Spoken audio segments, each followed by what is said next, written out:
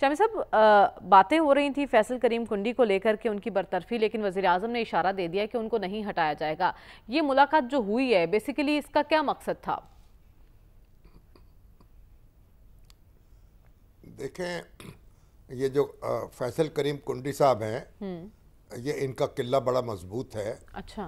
ये peoples party के मुकर्रर करदा गवर्नर हैं और पीपल्स पार्टी के साथ जो समझौता हुआ था, कोलिशन हुकूमत कायम हुई थी, उसमें खैबर पख्तूनख्वा की गवर्नरशिप जो है वो पीपल्स पार्टी को दे दी गई थी, यानी उसका नामजद करदा शख्स जो है वो खैबर पख्तूनख्वा का गवर्नर होगा। तो इसलिए इनको ऐसा नहीं है कि किसी सेक्शन अफसर की चिट्ठी जो है इनको इनके मनसब से हटा देगी। तो इसलिए ये तो सोशल मीडिया में एक बस बेपरकी उड़ाई जाती हैं चीज़ें, तो ये भी उड़ा दी गई कि जनाब वो तो उनको लाले पड़े हुए हैं और इसलिए वज़ीर आज़म से मुलाकात हुई है। तो वज़ीर आज़म से बाद में बता दिया गया कि वज़ीर आज़म ने उन पर एतमाद का इजहार किया है और वज़ीर आज़म को उनसे कोई शिकायत नहीं है। तो गवर्नर राज की भी बात हुई है, उनका एतमाद उनको हासिल है। हाँ, ये गवर्नर राज ज़रूर डिस्कस हुआ होगा, यानी अमीर मुकाम भी वहाँ मौजूद थे, मुबशर इकबाल भी मौजूद थे। अब अमीर मुकाम जो हैं वहाँ KPK में मुस्लिम लीग नून के करता धरता हैं और फिर वज़ीर भी हैं, तो ज़ाहिर है ये बात तो ज़ेर बहस आ सकती है, लेकिन अमीर मुकाम ने ये बात कही है कि कोई ऐसा ऑप्शन उस पर हम कोई काम नहीं कर रहे। अच्छा। यानी गवर्नर राज जो है वो हुकूमत की तरजीहात में नहीं है, क्योंकि गवर्नर राज एक ज़माने में तो बहुत आसान था। वज़ीर आला ने कोई एक बयान दे दिया तो गवर्नर राज लग गया। और वहाँ आप देखें मशरक़ी पाकिस्तान में जो जुगतू फ्रंट की हुकूमत कायम हुई थी वो इसी वजह से ख़त्म कर दी गई। फिर हर सूबे में, हाँ जी, फजल हक को उन्होंने कोई बयान दे दिया था कलकत्ते में जाके और उस बुनियाद पर उनकी हुकूमत ख़त्म कर दी गई। बाद में वो उसकी वजाहतें देते रहे और फजल हक का तो आदत थी, कभी एक बात कहते थे कभी दूसरी कहते थे। तो लेकिन उन जैसा वज़ीर आला जो बड़ा पॉपुलर भी था, भारी मैंडेट लेके आया था, उसको वफाकी हुकूमत ने 1 मिनट में चलता किया। और फिर इस तरह कभी सिंध में गवर्नर राज लग गया और कभी पंजाब में लग गया। तो ये एक हमारे यहाँ ये सारी जादूगरी होती रही है।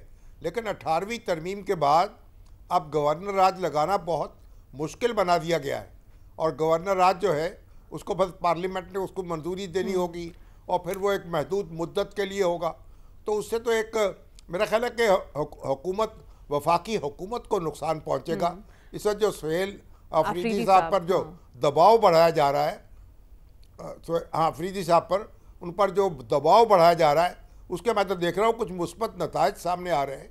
आज तो बड़ी मीठी मीठी बातें कर रहे थे, कह लगे मैं कौमी असम्बली गया था और सरदार या सादिक साहब से मिलने के लिए, लेकिन उनसे मुलाकात नहीं हो सकी।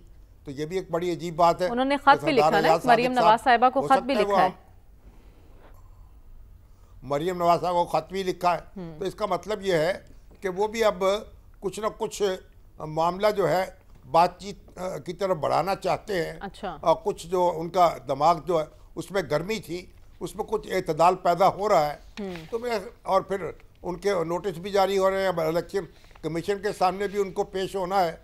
तो मेरा ख्याल है कि अब वो कह भी रहे हैं कि मैं तो एक जमहूरी आदमी हूँ और जमहूरियत पर यकीन रखता हूँ और दहशतगर्दी की भी बड़ी शदीद, बल्कि वो अपने लीडर के बारे में भी कह रहे हैं कि हमारे लीडर भी मुज़ाकरात पर यकीन रखते हैं। इसको क्या इशारा समझा जाए? तो हमारे लीडर से तो उनकी मुलाकात ही नहीं हुई, तो इसलिए वो उनके बारे में क्या कह सकते हैं। और लीडर जो है वो मुज़ाकरात तो करना चाहते हैं, उन्होंने कभी मुज़ाकरात से इनकार नहीं किया, लेकिन उनसे नहीं करना चाहते जिनसे, जो इक़्तिदार पे बैठे हुए, उनसे करना चाहते हैं जो किसी से बात नहीं करना चाहते। तो इसलिए अब वो लीडर को मिलेंगे तो फिर उनको पता चलेगा ना, तो फिर अपनी को मुज़ाकरात की बसात बचाएं, किससे बात किससे करनी है। बात उनसे करनी है जो बात करने पे तैयार नहीं है। तो इसलिए मेरा ख्याल है कि थोड़ा सियासी दबाव उनके ऊपर मज़ीद उसमें बढ़ाया जाए तो सुहेल अफरीदी साहब जो हैं थोड़ा सा मोहतात भी हो जाएंगे। ठीक है, तो आप कह रहे हैं कि विफाक तो गवर्नर राज में इंटरेस्टेड नहीं है क्योंकि 18वीं तरमीम के बाद ये बहुत मुश्किल अमल हो चुका है। तो जो स्ट्रेटजी इस वक्त अपनाई जा रही है वो दुरुस्त है और उससे आपको वज़ीर आला खैबर पख्तूनख्वा के रवैये में मस्बत तब्दीली भी नज़र आई है।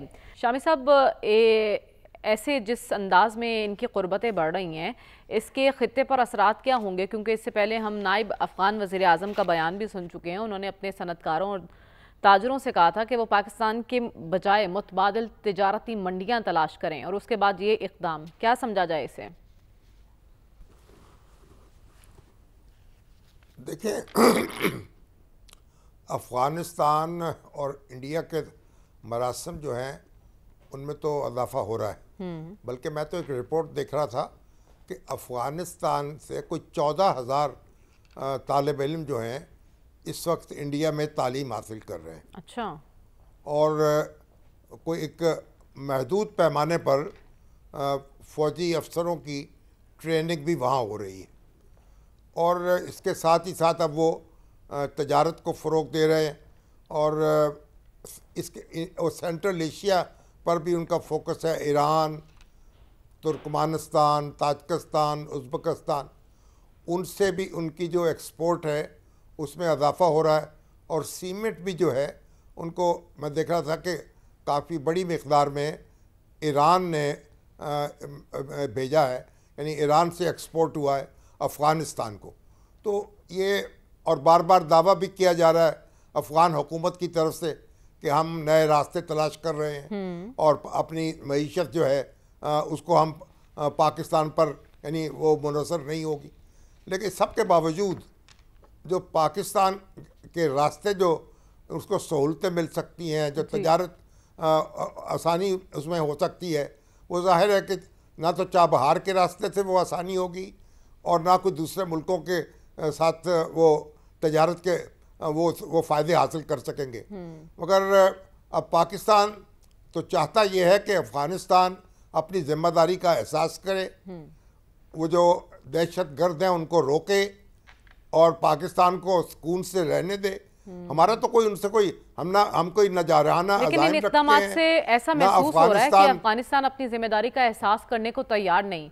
इस सारी सिचुएशन से भारत फ़ायदा उठा रहा है, तो इसके खित्ते पर असरात क्या होंगे? इसके खित्ते पे असरात तो मनफी होंगे और जाहिर है कि अगर एक टेंशन बढ़ेगी तो उससे पूरा खित्ता मुतासर होगा।